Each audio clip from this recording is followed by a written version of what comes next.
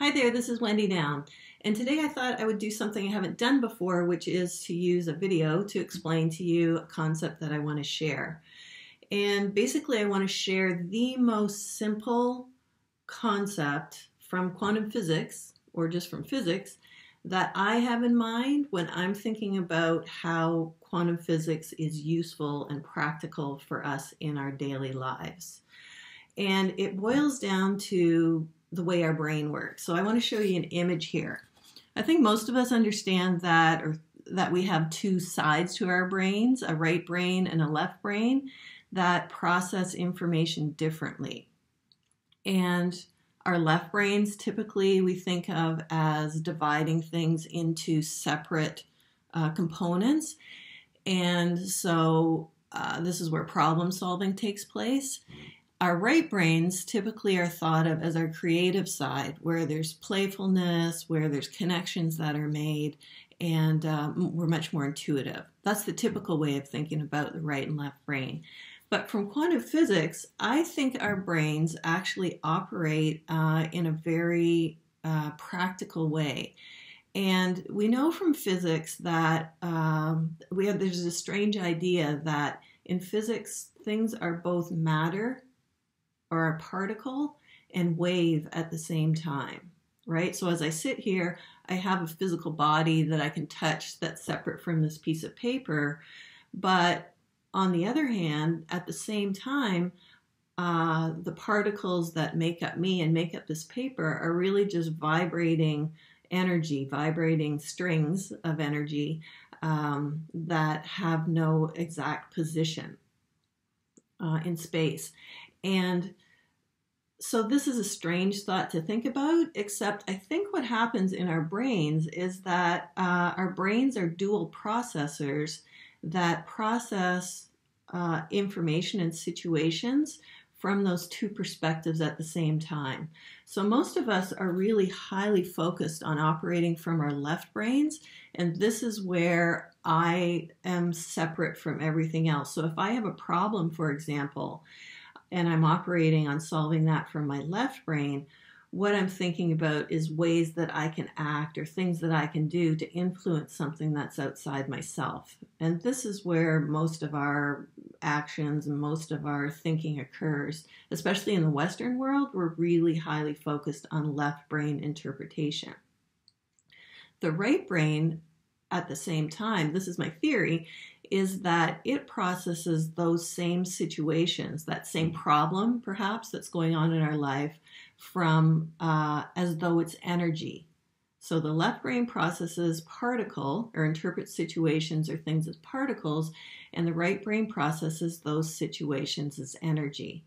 And so when I'm looking at a client or something in my own life, say a problem, I am immediately aware of the two ways that my brain is processing that information. And so from a left brain perspective, it's very difficult to change situations. They're solid, they have a lot of structure to them, there's a lot of action to be taken. Oftentimes we don't know what to do. But from the right brain, where situations aren't separate from ourselves, they're actually just vibrating patterns, it's possible to influence those much more directly and easily. So the way that so if you want to experience a problem from the right brain situation, that information is actually immediately available all the time, and it's there as emotion, it's there as energy, it's there as the feeling that arises when we think about a situation. So for example, if I think about, I don't know, a problem, or if you think about a problem and you put your left brain to work, it's immediately going to start stewing about what to do about that problem. Whereas your right brain is actually presenting information to you at the same time about that problem in the form of energy, which is much more malleable, much more easy to work with. Most of us do not use our right brains to work with situations in our lives, though. And from my perspective, this is where so much power, so much change can happen very quickly, and we can notice and feel that change and then watch for the change in expression. Because from the right brain, I am not separate from the paper. As energy, we are just vibrating patterns, and I, as consciousness, can actually influence those patterns. And so this is where a process that I've talked about a lot and have made a lot of videos about can demonstrate how to use your right brain to work with a particular problem situation, so that then you can see what happens after you've done that. And the steps to that problem are, I call it the in deeper process. And what that stands for is invite, decide, explore, play, and recheck. And so now I want to link this process to the functioning of your right brain. So invite means, if you think about a problem or a situation that you would like to have be different, you invite your body to present to you or make present to you the energy or the sensation of that situation. So you think about, I don't know, an argument that you had with somebody. Your left brain goes to work to try and figure out who was right, who was wrong, what to do, how many times this has happened before, and it differentiates or separates you from the situation, you from the person. Your right brain, on the other hand, all it does is just sense the energy patterns of that situation. And immediately when you think about the problem, you will have those sensations arise in your body. Your left brain will think about them as emotions. I'm angry, I'm frustrated, I'm sad, which again is differentiating them. But it's possible to learn to just simply allow those energies, the energy patterns of that situation to present themselves in your body, and to witness them and to work with them. And so the first step of the in deeper process is just to invite your body to let those patterns of energy be present in your awareness. And like I said, they will present often as a sensation, a tightness, a hardness, some sort of actual physical or semi-physical structure in your body, because most of them will have some history to them. They'll have a fair bit of structure to them. So the first step, like I said, is to invite the energy, invite your body to present the energy. The next step is to decide. And this is to decide that you are willing for that energy to take a different form. And on this level, you're not working as you, a separate object or a separate thing from the situation. You are working as consciousness in wholeness, just witnessing and observing the entire pattern of energy. And from that level, and I'll talk more about this in a later video, or I've talked about it in other things that I've written, when you as wholeness or consciousness focus as a witness on patterns of energy, they will start to change on their own. And so when you make the decision that you're willing for those patterns to change in the subsequent steps that I'll talk about in the process, you will witness them starting to change. But it's really important that you take the step to decide that you're willing for those patterns to change. Because sometimes we like to get entrenched in our points of view, right? Our left brain says, well, I'm right to feel this way, or he did that to me before, or if I don't feel bad, then maybe something worse will happen. And so the decision to invite the energies to present themselves in our body, to decide we're willing for them to change, is the framework or the environment that allows your body and your right brain to work cohesively as one unit with your consciousness to allow it to change. And so then the next step, after inviting the energy to become present, deciding that you're willing for it to change, is simply to explore it.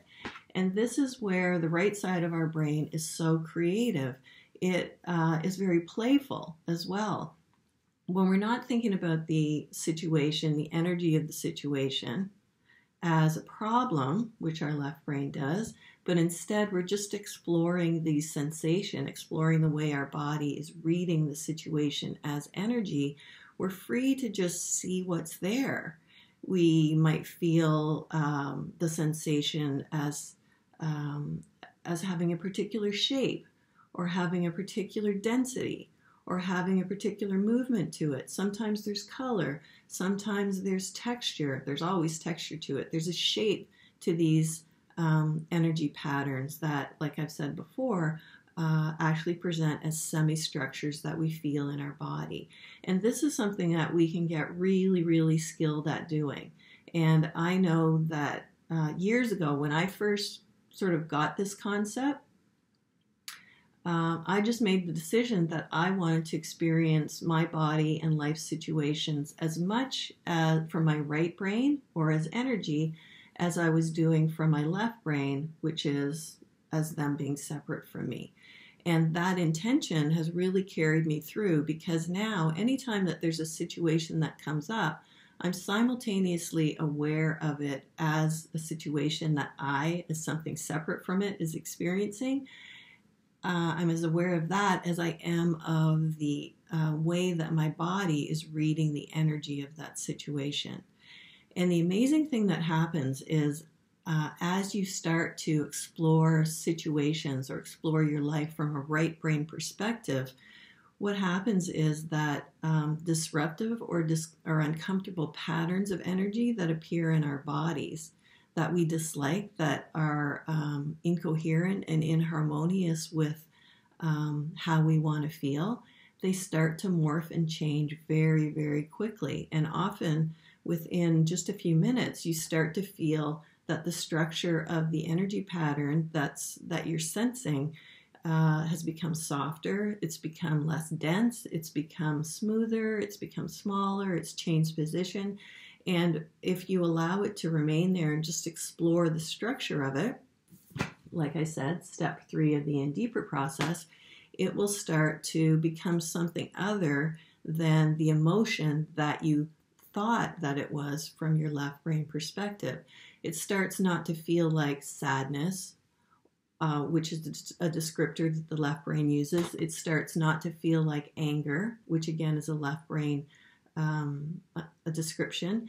And from the right brain, you start to access this innate capacity that you have just to experience it purely as energy. And I remember when I first started working with the body and with emotions and situations from this way, I used to do muscle testing, and one of the things that I used to muscle test people for was the extent to which they were accessing this ability to feel energy without being overwhelmed by it. And most people tested at that they were only accessing about 4 or 5% of their ability to work with problems, situations, let's say, from the right side of their brain. And so there's this tremendous intelligence, this tremendous power, this incredible untapped potential that we have to influence situations from a right brain perspective that most of us are completely oblivious to. It's kind of like, if when you were young, somebody shone really bright lights in your eyes and you just instinctively learned to keep them shut. And over time, you just closed that down so that you were using only 4 or 5% of your ability to see. Things would look pretty dim and pretty, indistinguishable one thing from another. And that's what most of us have done with our right brain functioning. We feel emotions, we feel energy with very little ability to distinguish it, let alone work from it. And so accessing this great intelligence that we have is so useful and so practical. So back to this. So the next step, as you explore a situation purely as energy, you can also start to play with it. And that's the next step of the In Deeper process, is to just play with what's there. what you start to find is from the right brain, your imagination will help you. It'll say, oh, what if this is just energy, I wonder if I can influence it somehow. I wonder if my body wants to do something with it. And so your body might give you the thought, well, let's just, let that escape out the top of my head. And as you play with it, it's not a problem that you're dealing with it anymore. You're not trying to solve anything. You're just playing with the energy patterns that are there. And those energy patterns are intelligent. They're not separate from you. And so they start to respond to the thoughts that you have and the intentions that you have. And they might even give you the thought to, move it to the left. What if I could shove it down? What if a fairy came in and just lifted that away? Kids, in fact, are phenomenal at using this right-sided brain problem solving to change feelings within themselves, to release old traumas, to help themselves just feel good when they become aware of ways that they feel that they don't want to feel. So, and it's something that you learn, because a lot of times what will happen is as we start, let's say that we are feeling something, an anger about something, and we start to feel the pattern of that in our body. It's like our left brain wants to be a commentator and say, oh, this isn't going to help, or it's not changing, or it again starts to separate you out from the pattern of energy. And so there's this dance back and forth that will make it slow to change, but you can get better and better at it. And in fact, just allowing yourself to become aware of the energy that's coursing through you almost becomes like a meditation. This in deeper process becomes like a meditation where you're allowing a sensation, an energy pattern to be present in your body, and you have single-minded focus on that energy, and it actually becomes really, really relaxing. Even though that place in your body is tight or tense, the rest of you becomes really, really calm. And and that calmness that the energy pattern sits in becomes like a still ocean that you drop a boiling drop of water in, and the pattern just starts to loosen up, to soften, for the incoherence in it to become one with the rest of the stillness of you. And over time, you can start to discover that disruption in your body when you thought about the problem just simply isn't there anymore. There's stillness all the way through. And that, when you reach that place in yourself, that is really the end of the in deeper process. And so the last step in it at that point is when you reach the place where that energy is no longer in a disruptive form and all you feel in your body is stillness or quietness. The thing to do is recheck. And what rechecking does is it asks you to think about that problem that was making you feel a certain way. Think about it as a problem again. So you invite your left brain in and say, okay, I'm going to go back and think about that person. And what you will notice is that if you have successfully employed your right brain to work on the patterns of energy to make them more coherent, you will think differently about the situation. You will feel more peaceful about it, and you will be different. And here's the theory, is that because when you work on patterns of energy from your right brain, you're not just working with yourself in that situation, you are working with all of creation, because nothing is separate on this side. And so the theory is that you can actually change situations outside yourself by working in this way. And after having done this, have them potentially show up differently. And this is the adventure that some of us are in the midst of in the next couple of weeks as we start the 6-month coaching program, where people will bring a problem or a situation or a goal that they want to work on. And over the course of 6 months, steadily learn how to address and interact with that aspect of their life and from themselves from a right brain perspective, and we're going to see what impact that has both on them and on the situation and on the rest of their life. So, there was something else I wanted to say, and I don't know what it is at this time. So then this is a long enough video by now anyway. So thanks for watching. Bye for now.